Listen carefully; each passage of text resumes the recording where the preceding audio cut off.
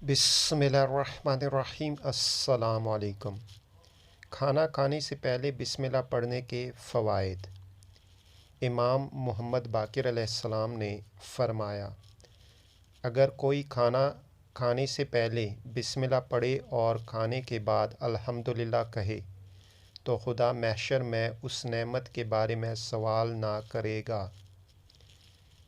मौला अली अलैहिस्सलाम ने इरशाद फरमाया, अगर कोई दस्तरख़्वान पर बैठकर बिस्मिल्लाह कहे तो मैं ज़मानत देता हूँ कि उसे वो ग़िज़ा नुकसान न पहुँचाएगी।